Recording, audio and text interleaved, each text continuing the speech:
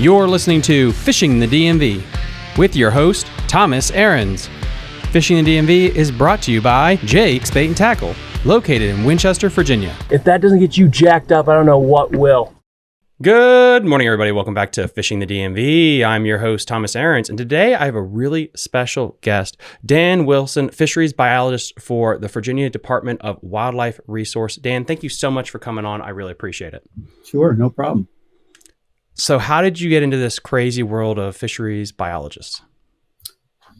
Well, kind of always interested in outdoor hunting, fishing, camping, whatever, spending time outdoors. And originally in college, I was kind of headed towards a wildlife degree to kind of get in that field, and just turns along the way and opportunities presented themselves. And I ended up in fisheries instead, and haven't been sorry about that ever since.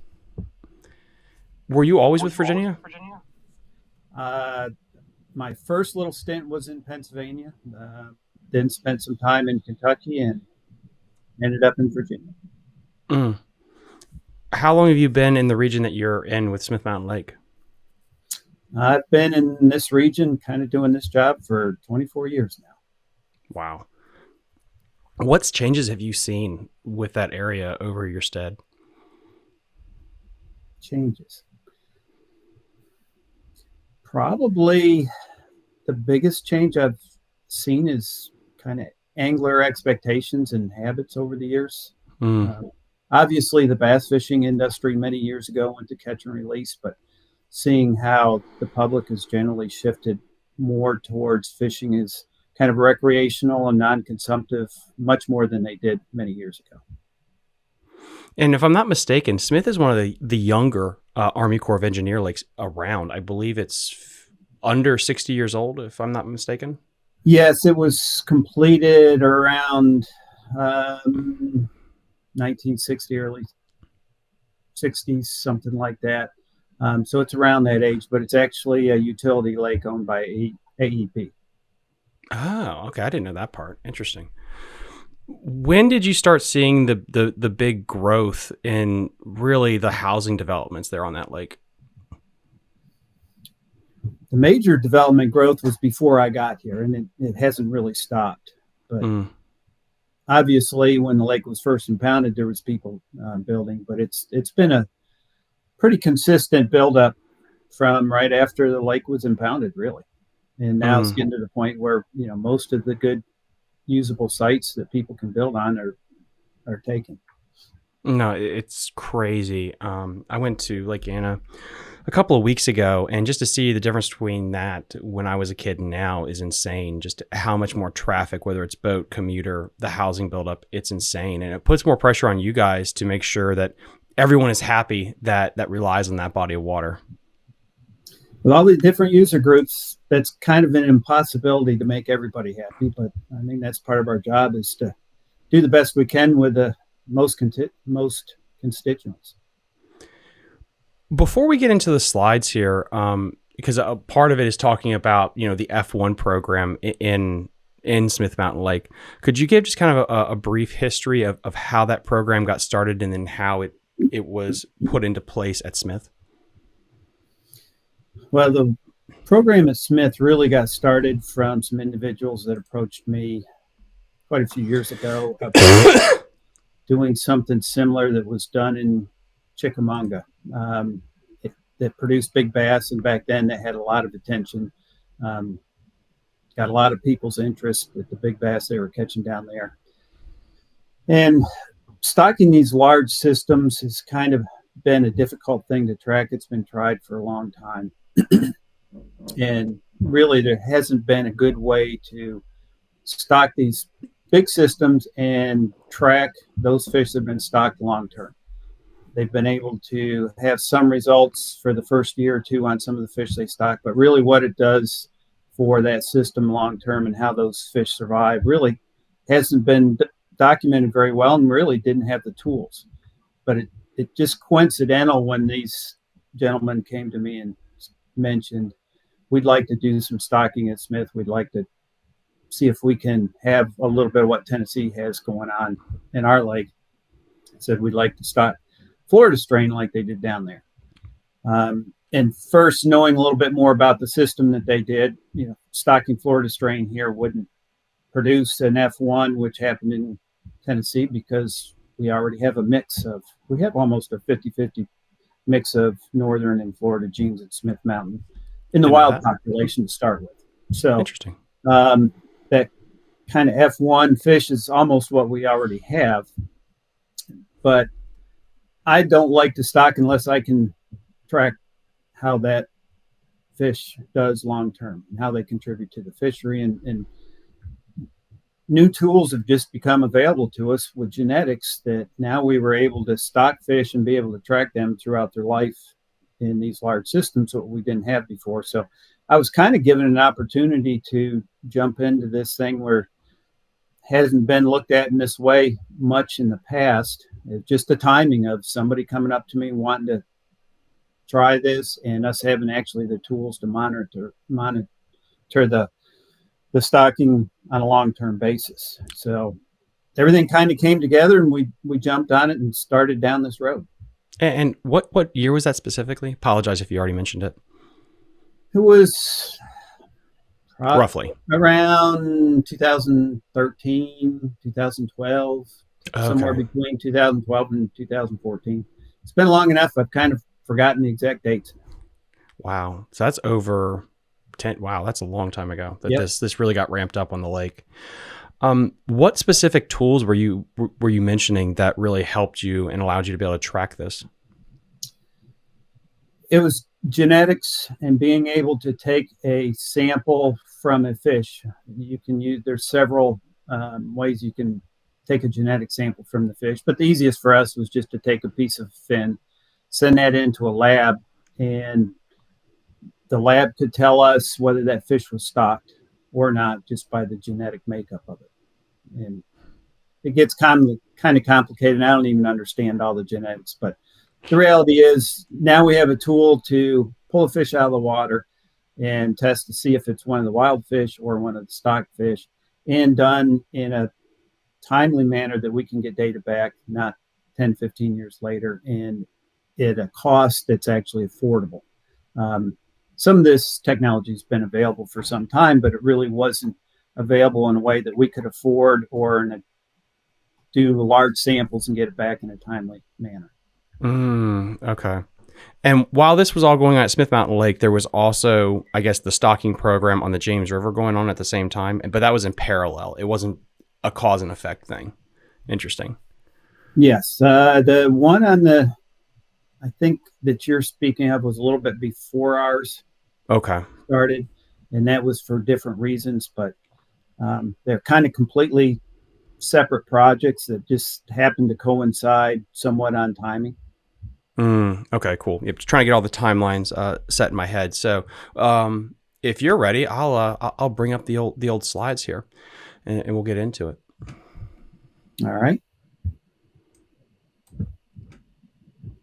Alrighty. So I think we covered this.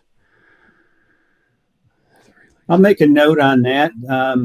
We did a few small lakes with these F1 fish 20 years ago. So we had some idea on how these things perform. So when they asked me about stocking fish, I said, if you want to stock a pure Florida fish, they probably won't survive the winter. It's very unlikely that a pure Florida would actually survive our winter in this lake. And even if they did and they cross back with the wild fish, we're not going to get the F1 that really creates potentially the extra growth. And we know that F1s can do better in certain situations because some studies we've done previous in a few small lakes. So it had kind of an idea of what these fish could do or how they could perform. And we did several lakes, like I said, 20 years ago. And through that, we found in a best case scenario with all the stars aligned just right, we could get some really nice fish out of it. They would grow better than wild fish. And then there's other systems that weren't the best bass lakes to start with. And stocking F1s did absolutely nothing to improve the fishery or sizes or anything else. So that's just kind of the backdrop and the knowledge that I had going into this when these folks came to me and said, we can stock F1s or we can stock just pure Floridas, and it isn't going to work. But if you want to give it a shot at working, we can start with the F1s, and there is potential there. It doesn't mean it's going to work, but we know there is potential. It's interesting when you have the range there where it says like either it didn't work or it did, basically, for lack of a layman term. Any speculation as to why it had such a broad, wide kind of throwing a dart at a board as to why it works and why it doesn't? Yes. The reality is for fish to get big and to have kind of unusually large fish, they have to eat a lot. And they have to be able to eat whenever they want to eat, and they have to have a good quality forage. Fish can survive on very little. They don't have to eat that much to survive, but they have to eat a lot to grow, and especially grow larger than most other fish of the same species in other waters. So essentially what we had on these small lakes is we had one lake that was full of forage, very low density of bass, so there was almost no competition. These fish had an empty niche to fill, and they could eat all they wanted. And those fish did really well. They grew pretty good size, and they outperformed a few of the wild fish that were in there. And then there was other systems that kind of had low forage, or their stunted populations to start with, never had that much to eat.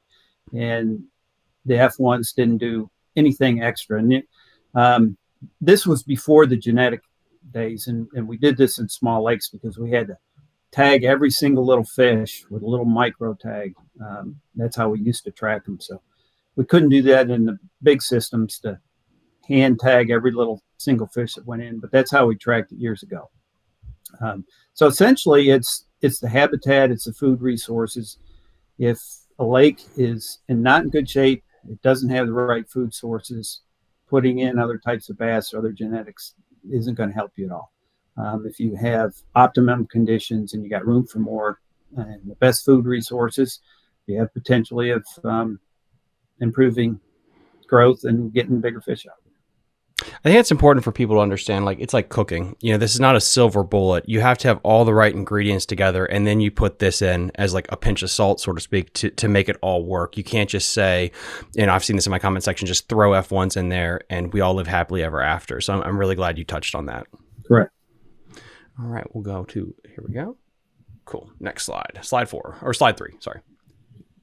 This is just kind of the stocking rates, which you can just gloss over, but essentially for Smith Mountain Lake, we're stocking 1 fish per acre to almost 4 fish per acre on rotation. And kind of the idea is here going into this, we wanted to see if this did work, we did get some bigger fish out of it, what our stocking rates needed to be in order to actually achieve those goals. So we kind of changed around with some stocking rates, and it's more of a complicated formula, but just so everybody knows, we're not stocking a high density of fish in these systems for this.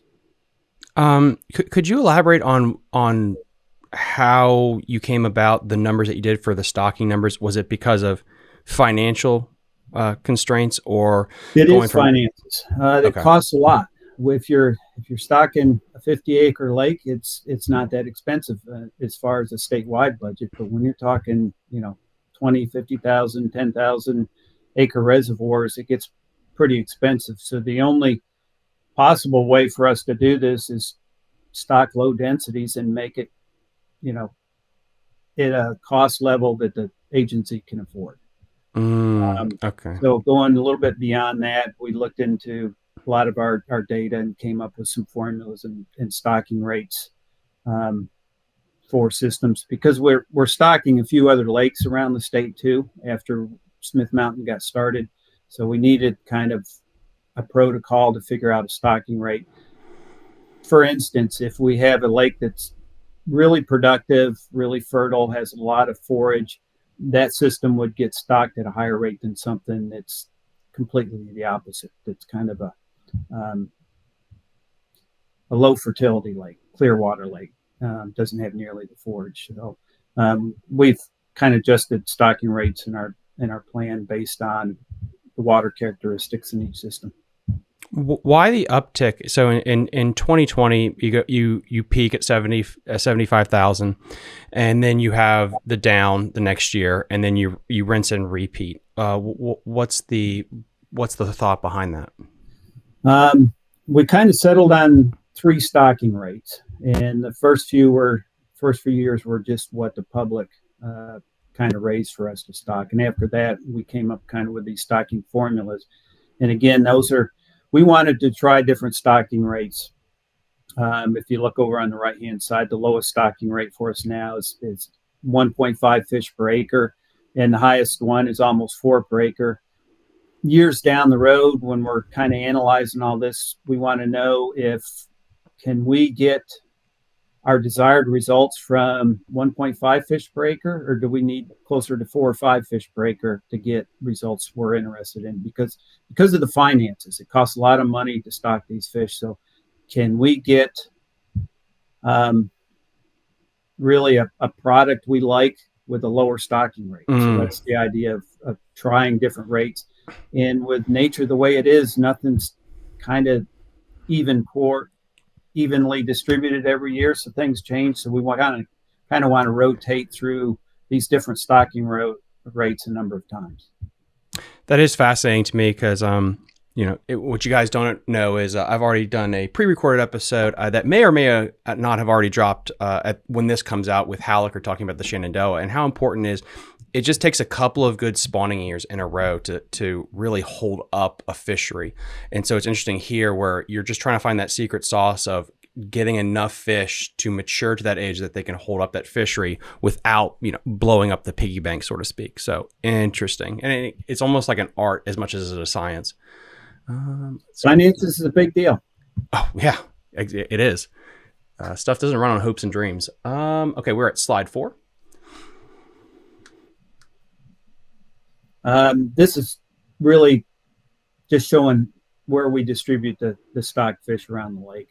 And that's the red or the blue? The red shaded areas, or the orange shade, however it appears for the viewer, is the areas of the lake that we stock. And we don't stock the lower end. Those little stars down there, those green stars, are where most of the major tournament action takes place. So fish are brought from all over the lake and kind of deposited in that lower end. So we don't stock that very lower end. One, it's not quite as productive area of the lake, but it's also because there's a lot of fish being brought in continually during the tournament seasons to that lower end of the lake. So we're kind of redistributing some of those fish back through the system instead of equally stocking throughout the whole reservoir. But there's plenty of those F1s down on that lower end just because of anglers and tournaments moving fish from everywhere else in the lake down there. Okay. All right, here we go. Next slide. The wild average 1 largemouth bass. And when I say wild, that means fish that we didn't stock, fish that are just kind of, I won't say native because bass weren't native to the system to begin with, but they're the fish that have been there for 60 some years in that system. Kind of an interesting part of this, after we started stocking, we were getting a lot better recruitment years. So 5 of the last 8 years, it's been way above normal or way above average for our recruitment.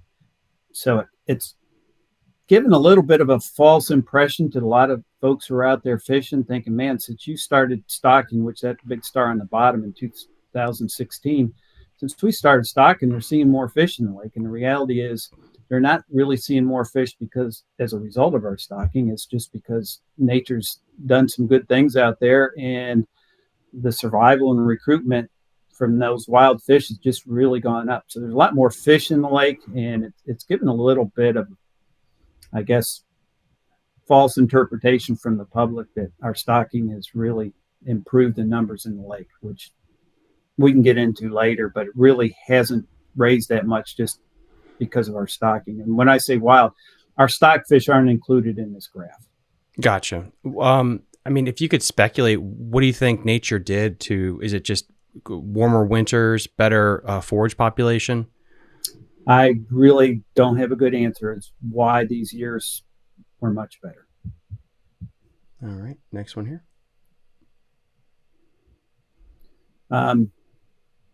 Now, if you have better recruitment, you're producing more small fish each year. it's not rocket science, and it's not a surprise that, right after that, the number of adult fish, and we call adult fish anything that's over a year old, those numbers have also been increasing. And as you would expect, since we've had more young fish coming in the system, the number of larger fish have also been going up. You've seen these pops in 2008 and 2018, a 10-year difference, which is really interesting. Again, like I just want to speculate. Like I feel like it has to do with the weather patterns. I mean, again, I know up here when we're river based, a lot of it has to do if you get a flood type condition during the spawn and the conditions just don't match up right. So that's just interesting how it's perfectly interesting. Obviously, weather makes a big difference. Typically in reservoirs, weather's less of a factor than it is in rivers. You get streams, weather and flows are a whole lot more problematic or influence your recruitment much higher. But it's still, nature and weather still dictates things in reservoirs also. And a lot of times it's warm up timing or plankton timing, how one fish spawns and matches up with a predator fish. There's a lot of things that intermix on how all this works and plays out. But most of us don't usually have an answer for every single year why things change the way they do. No, that's understandable. All right. And then next slide. Here we go. This is just kind of give you an idea of over the course of time, stocking has contributed to the fishery. So the blue line is our stock fish and the wild fish combined. And then the orange line is just the wild fish. So basically all this picture showing you is that our stocking hasn't made that much of a difference in the overall numbers. The overall numbers, you wouldn't be able to tell a big difference in your fishing. I think it's in later on, but kind of a general ballpark is we've been adding about 5% to the population by our stocking. And for an angler that goes out and catches 20 fish in a day, which probably isn't normal, but if you were to catch 20 fish, 5% addition is going to raise that 20 fish to like 21 fish. So for the average angler, you're not going to be able to tell the difference in your success as far as numbers by our stocking. Interesting. Yeah. I mean, again, it just kind of shows you like there are so many variables to this, especially when it's so perfectly matching what's going on with the wild. When are you gathering this information? Is it during the spawn, summer, fall, winter? Most of this data that we run in through this is in spring collected, and it typically, the majority of it, it's kind of pre-spawn, but it goes through the spawn. We're most effective at collecting these fish when they're moving in shallow for the spawning period. Some of it's a little bit pre-spawn, during the spawn, a little bit post-spawn, but most of our sampling is done around that time period when the fish are moved a little bit shallower. Once they move deeper, you can't collect them as efficiently. So probably 90% of this data on here is pretty much that late April time period for us, early May. How long are you given to sample? Is it 24 hours, a week, a month? What is your time horizon? We have kind of stations set up around the lake where we do the same places every year. With all the development and shoreline activity, you can sample some places on the lake and have really high catch rates, and then you can sample other places that have almost like zero habitat and get almost goose eggs. So if you do a random sample area on that lake every year, a lot of your variability is just going to be because you didn't sample similar stuff each year. I have other lakes that it doesn't matter where you sample, it's going to be pretty much the same. But at Smith, it's really different from site to site. So we have about 40 sites each year that we go to and sample the same ones each year to help take some of the noise out of the data. And then typically that's 4 or 5 days for us in the spring. Oh, wow. Okay. Is that weather dependent? So if you have a heavy storm that comes through, are you able to lengthen up how long you're out there to gather the sample? Pretty much, if it rains, it doesn't matter. We go out anyway. It's extreme conditions. I mean, if there's lightning and pouring rain where you just can't efficiently work, we won't be out there. But essentially, the weather doesn't make that much difference. We each year we kind of key into water temperatures. If it's a really cold spring and we may have to wait a little longer to start, but we're not going to start until the fish start moving in shallow enough where we can capture them. And we just, once the temperatures get right and the fish start moving in, we go out there and spend as much time as we need to. If we have to miss a day or two along the way, we just keep going until we get it done.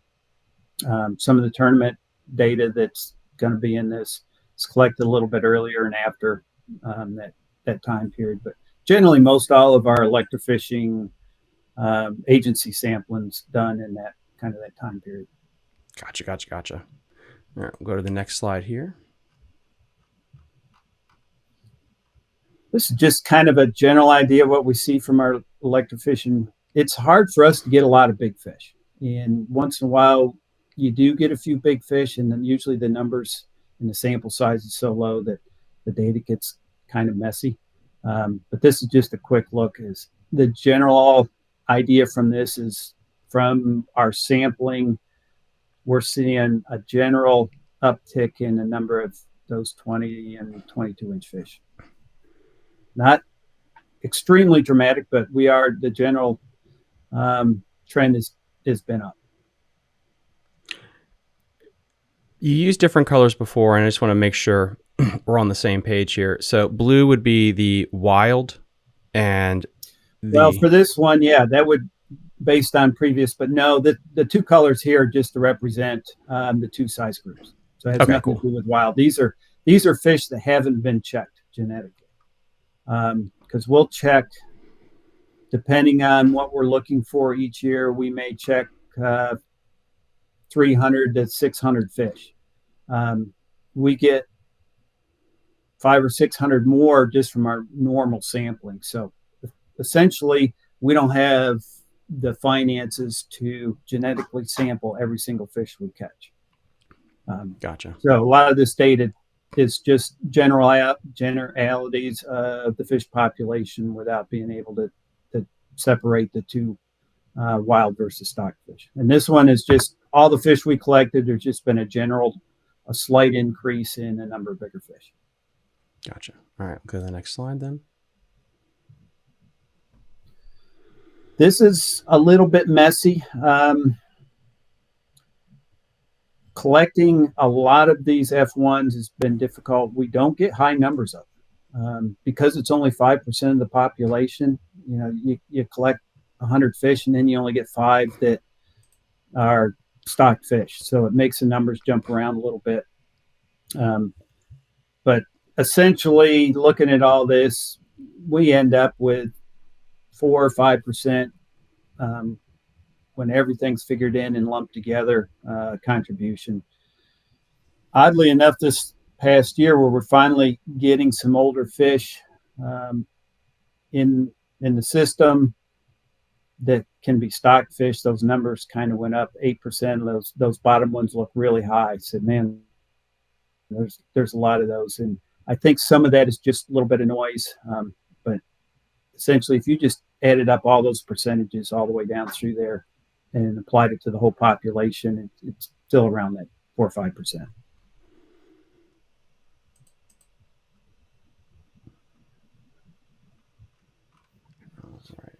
Now, this is kind of an interesting part, and a part that I think a lot of the public is interested in is people want to catch bigger fish. And are these stock fish actually getting bigger? And so far they have been. And what we see in the chart on the left is what the growth rates have been from the wild fish versus the growth rates from the F1s that we've collected. And it does show an improvement in growth from these F1s. And kind of looking at that chart, part of the interesting thing is they seem to get a good head start, and then they maintain kind of that same advantage throughout their life. That's interesting. Yeah, it's not that that they continue to deviate away from each other, and the F1s continue to outgrow these fish throughout their whole life. It's for whatever reason they seem to get a little bit better head start, and then they just maintain that little growth advantage throughout their life. Why do you, I mean, speculation hat on. Do you have any thoughts on to why that is? A few. What would make the most sense is that these fish are going in a little bit later. They're raised farther south, so they're getting a little bit of head start on the wild fish just because they respond earlier, and they're maintaining that. But what we've seen in other places, the F1s always seem to outperform just a little bit. So it doesn't make sense. If that was the case, then we could just take the wild fish that are in there, send them down south, spawn them a little bit earlier, and bring them back, and we'd have the same effect. And I don't think the same thing would show up. Interesting. But generally speaking, these F1s, there's something known as a hybrid vigor. It's kind of a terminology that us fish heads use for lack of a better way of describing it. But once you take two fish, and in this case being a northern strain and a Florida strain, which had the same ancestry but have kind of gone their separate ways over time and developed some unique characteristics to survive in their environments. Obviously, Florida's much hotter, and the characteristics in a Florida bass allows them to thrive in much warmer conditions than a northern bass here in Virginia or Wisconsin or something like that. But you take these distant cousins, and it happens in a variety of species, but you put them together and their offspring are like these super kids for whatever reason. And we call that the hybrid vigor. There's something about taking these kind of separated fish and putting them back together, and their kids do great, and don't know exactly why that is. The unfortunate side is once the offspring from these F1s, or once these F1s cross back with a wild fish, that extra growth advantage, that hybrid vigor, is no longer there. So as soon as the stocking discontinues, the advantage, this growth advantage that we're seeing, also goes away. That's weird. They don't pass that genetically down. That's really interesting. It's something about that cross. The genetics are the same. It's that cross between those two separated fish that reinvigorates some kind of health and growth perspective that isn't passed down. The genes aren't the same. And then there's some new work going on with all this type of thing about trying to grow bigger bass, about genetically choosing for bass that have the best growth. And if you stock fish conceivably that have these really extra good growth genetics, then their offspring would continue to pass that advantage on down. And that's kind of work that's being done right now, and that could kind of replace this whole F1 thing potentially in the future. And there's another avenue that some of the scientists and culturists are pursuing right now. Is that the same mindset behind what Texas does with their big bass program? It kind of is. Texas has just done more of a visual thing. We've got these extraordinarily large bass, and we know they have good characteristics and they can grow a large size. So we're going to take these biggest bass and use those to produce more fish. And in theory, you are selecting the largest fish, which have potentially the largest or the best growth capabilities, and using those for their brood stock.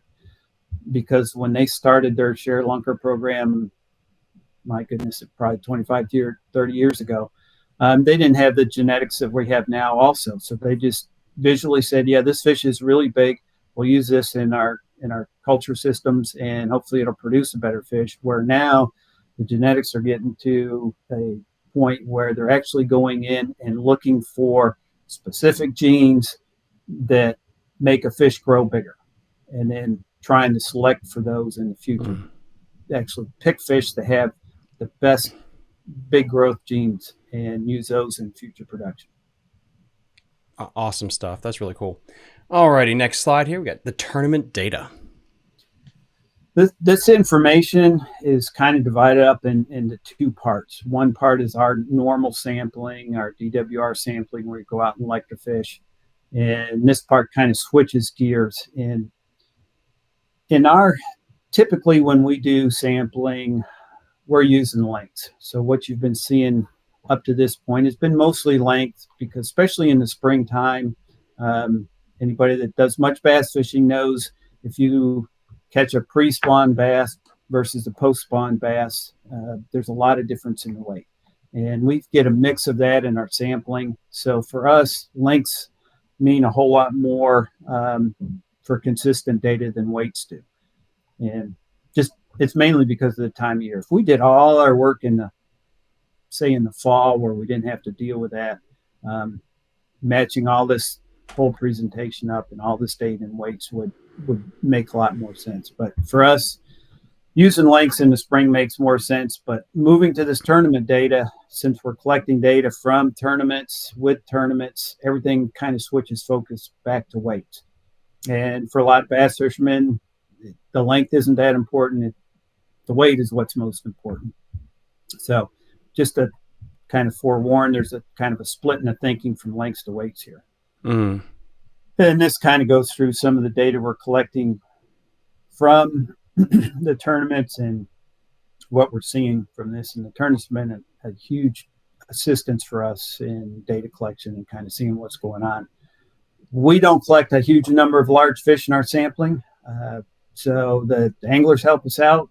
They collect fish and we work with them because they're better at it than we are, and use a lot of fish that they collect for some of this analysis. Interesting. All right, next slide. Here we go.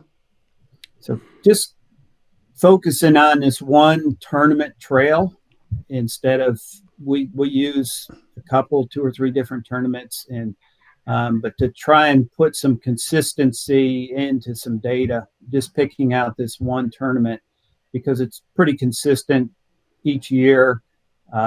It's done the same way, has a similar attendance and all that. The data gets a lot noisier if we do trends and include all the different tournament data. So that's why we just included this one, but it gives you a general idea of how the weights in that tournament have increased over the years. So overall, since our stocking began, there's been a general trend upwards. You know, the top 5 fish or the top 10, 20 fish that's entered in the tournament each year's been on a general increase over time. Now, and then the colors, then just to make sure, just for people that are watching at home, that's just to represent the top 5 versus the top top 20. Okay. Yeah. All righty. And here we go. Can you back up one just to clarify something? Back up one more. I think it's in there. Yes. This bass over 4 pounds. We just kind of made this a benchmark for us to kind of look at. This is 4 pounds is kind of where most wild fish in that system seem to plateau out. Not that there wasn't a good number of fish over 4 pounds, but that's where numbers really started dropping off historically on the poundage for Smith Mountain Lake. So moving forward, this 4 pound mark pops up once in a while. Just kind of reminding people of that, what that is. It's just kind of an imaginary mark that we set as kind of a goal to watch how that progresses over time. So you can bump down a couple more slides now. All right. For the 20 largest bass that we collect each year, how much of an impact has these stocked fish made? have to step out real quick. In this particular tournament, we do genetic samples off of all these fish that are over 4 pounds. So this is kind of data that we verified from our genetic sampling. Need to step out and take the horse general blankets idea off. in this is that So I'm not going to be at DSU. The largest 20 fish in this sample has been increasing primarily due to the stocked fish. So that gray line is all the fish that we collect, wild and the F1 or the stock fish, and the orange or kind of yellowish line. That's kind of gone down in recent years. The number of wild fish that have the general overall sizes, it's gone down a little bit. But it just kind of shows that the stockfish actually have made a pretty considerable contribution to the expanding catches in the larger sizes. The thing that I've really picked up on this is something you reiterated earlier on, is it's not the silver bullet where it's going to go completely against what's happening with the wild strain. It's just that it's starting at a higher base point. So it will still go down. It'll still track basically with whatever is going on with the lake. But again, it's just starting from such a higher go. And that's what makes it so interesting from a management perspective is, I mean, it is worth it, but then again, it's not, I think with the social media, with the hype of it, again, I just want to reiterate, it's not the silver bullet that's just going to just completely change everything. Interesting. No, it certainly isn't. And we show these increases, and even though they've been slight, for the average bass angler that just shows up on Smith Mountain Lake, the chances are that he's never going to catch a trophy fish from our stocking. He's not going to have an experience there that he wouldn't have had even if we hadn't stocked. So putting these fish in hasn't made this whole system just blow up and become this utopia for bass fishing. It has provided some more opportunities, a few more bigger fish caught. But for the number of bigger fish we're seeing, there's a price tag on it. So it costs us a lot of money for folks to have to catch some of these fish. But yeah, part of the big picture is if you come to Smith Mountain Lake fish, you're not going to catch a whole lot more really big fish just because we're stocking F1s. Would it be safe to say the only caveat to that is if you are a tournament angler, a higher echelon tournament angler, like there's some separation there? Yes, and it could be those type of folks could come in and do better than they would have, say, 10 years ago. And I know it's some of the locals that fish there a lot, spend a lot of time on that water. For anybody that bass fishes a lot knows that the more time, effort you put into your system, the more you understand it, the better you get at catching those fish. So there are people that have been on that lake a long time, spend a lot of time on it, really know the fishery and catch a lot more bigger fish because of that. I mean, they target those bigger fish. They know the system and they're able to capitalize on it. So there are some people that are really realizing the benefits. For probably the average angler, not as much, but yes, for those high skilled tournament guys, a lot of them have better catches. All right, we got a couple slides left. We're in the home stretch here. Again, this is just checking fish over that 4-pound mark. Don't make too much into this because we don't collect a lot of big fish either with this is a combination of our electrofishing and tournament data. We've only got a few fish in last year that were these bigger fish, and most of them were these F1 or stock fish. But we're looking, so at the bottom, when you see 8 pounds and 2 fish, between tournaments and our electrofishing, we're looking at over 1,000 fish collected, bass altogether. And with that many fish collected, we collected 2 fish that were 8 pounds or more. So these numbers, it looks great on the screen that, wow, we've got 8-pound fish and they're stock fish, but we had to sift through and do a lot of sampling to get a lot of fish just to collect those 2, to put it back in perspective.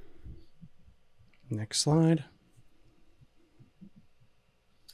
Just kind of a summary thing. 8 pounds used to be kind of a historical high note for Smith Mountain for a long time. Not that there wasn't fish caught bigger than that, but that's kind of been a high mark for that lake. And we're seeing a few 9-pounders show up that typically wasn't seen much in the past. And we've had some really good tournament weights. And the high tournament weights are probably not from F1s, it's probably more due to technology, better electronics. People really learn how to use their electronics. It probably has more to do with modern day equipment, baits, and electronics than it does the stocking program. I mean, I guess the perfect way to confirm that would be to get genetic testing done from these big fish, in theory, to then confirm that it's not it's just more the technology versus the genetic of the fish itself.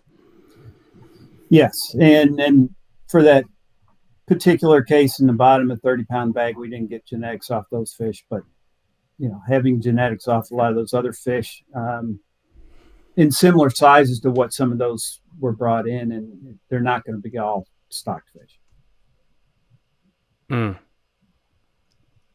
Interesting stuff. And then I guess here's the last slide. Obviously, this is what the public wants to see. They want to see, one or two of these fish in every boat and every time they tournament fish, which that's not a realistic expectation, but we don't know where this thing's going to end up in another 5-10 years. We're just getting to the point now where our first stockings are 10 years old, and you need at least 10-12 years old for these fish to really reach kind of their maximum size. And it'll be interesting the next 3 or 4 years once we get several year classes or several groups of fish in that 10-year-old range. And now we're just starting to hit it now, so we're just kind of hitting that the first few fish eking into the system with kind of maximum size, and a few more years of that happening. Maybe more of these fish will pop up, maybe they won't, but at least we know that some of these fish are doing okay in the lake, and it'll be another 4 or 5 years really to see the full potential, whether it's going to go beyond where it is now or we've kind of seen as good as it's going to get. And as an amateur, just as a member of the audience, basically, it sounds like the takeaway is, if you're an average Joe, you're not going to see the big uptick. If you are a guy that has the bass boat, the forward-facing center that goes fishes all these big tournament trails, you'll potentially see an uptick. Anecdotally, it does seem like a lot of the BFL weights have steadily ticked up over the past 5 to 6 years. But again, that's just me looking at standings. And that doesn't surprise me because, we have seen in those big tournaments, we have seen a little bit of improvements, and a lot of those improvements are because of the stock fish. So if you're looking at the top weights for some of these tournaments, it doesn't surprise me if you've got skilled people in there. The top bags are influenced somewhat by our stocking. If you look at the entire lineup, boat number 80, are they seeing improved weights? Probably not. The upper ends and the folks that really figure out the fishery on that particular weekend or event, their weights may be improved because of the stocking.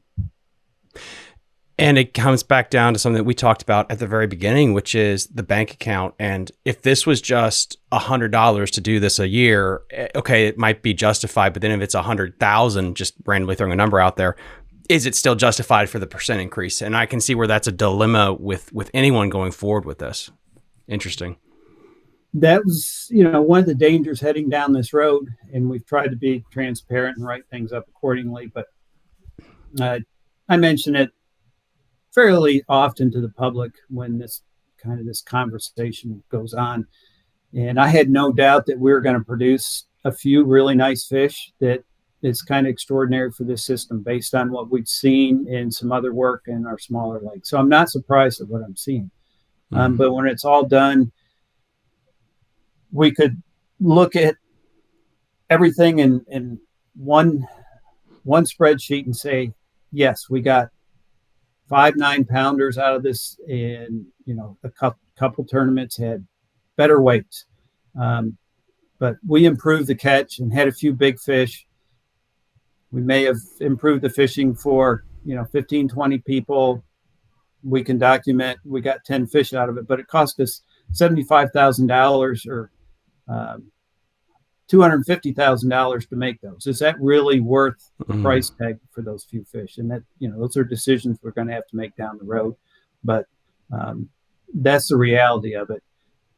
This all comes at a cost. Is the cost worth the benefit that we're seeing? And all this comes out when I guess it's May 17th to the 22nd of this year. The General Tires Heavy Hitters will be at Smith Mountain Lake for the Bass Pro Tour. It's the first time this level of event has been here since Bassmaster was here back in the early 2000s. If you could forecast, do you expect that they're going to really show this place out, what Smith Mountain Lake has to offer people? I really don't know what to expect, to be honest with you. I don't know if folks coming in from the outside, with very little experience in this water, will be able to capitalize on, the limited number of big fish that are available. I don't know how this plays out, to be honest with you. It's not like there's just a gold mine of big fish sitting out there waiting for somebody to find it. So how these guys can adjust and what that means to their catches, I really don't know how it's all going to shake out when they get here. Do you think we're going to see more 30-pound bags in the next 2 or 3 years? Or do you think the cap is 27, 29-ish? I would expect upper 20s probably would be a good expectation. I'd be pretty surprised if you got much over that. I mean, we're far enough north and we're in a heavily fished system with, somewhat limited forage resources. It's not a super productive lake like a lot of the southern lakes, but I think there's limitations in this system, and to expect somebody to consistently catch fish that are going to produce over 30 pounds, I don't think it's realistic. Yeah, I don't know if it'll be consistent. I could definitely see a unicorn because, Lake Anna, like while we're recording this in the wintertime, Lake Anna just dropped 2 30-pound bags randomly. But then the next couple of weeks, it went down again to 20, 28, 24. So I could potentially see 1 tournament, 2 tournaments maybe that could hit that. It's interesting. I don't know. Fishermen are getting smarter, especially the 1%ers with the technology they have. So they're able to find these fish. But what else do you have on your plate? I guess we didn't cover this. Do you just cover Smith, or do you have a whole region that is under your tenure? We have a whole district. So I got a number of waters. So myself and another fisheries biologist in the office, and we're kind of responsible for 10 counties. So Smith Mountain Lake is just part of the inventory that we take care of. And it does take up the lion's share of my time between the bass and then the striped bass take a lot of my time in that system. It's a very popular fishery. We push it pretty hard. So we have to keep a pretty close eye on that system. And in order to kind of track those populations, it requires a lot more work than a lot of our other systems and a lot of inventory to make sure that stays in line. Something else that has been mentioned to me in the comment section a bunch, again, anecdotally, is that the blueback herring have really ticked up the population-wise. It's really become more prevalent. Is that something that you're seeing as well, or anything you can comment on? I would say that I don't know if it's ticked up. Essentially, it was around 8-10 years ago that they were introduced, and I forget the years now. But we didn't have bluebacks until recently. So they were brought in by somebody, and now they're here. And obviously, the first couple years, the new species is going to expand. And I don't know if it's expanded much in the last 4 or 5, 6 years, but they've been there, and it's a new contender. It has changed the fishery some, especially talking to folks who have, fished the lake religiously for a very long time will tell you that the introduction of bluebacks has changed some of their habits and the way they fish the lake and how the fish respond. I would say that bluebacks are probably fairly stable right now, and have been that way probably for a while, but it is a new thing for people that fish this lake because they didn't used to be here. Dan, thank you so much for coming on. I really appreciate it. We've covered so much. Is there anything else that we need to make sure we hit on today? Not specifically that I can think of. Guys, as always, link in the episode description to everything that we talked about. I will link all the information for the department's website as well, so you can click on that and go check them out. Go check out their website, their social media feed. Like, subscribe to the channel, and we'll see you next time on Fishing the DMV. Bye. You're listening to Fishing the DMV with your host, Thomas Ahrens. Fishing the DMV is brought to you by Jake's Bait and Tackle, located in Winchester, Virginia. If that doesn't get you jacked up, I don't know what will.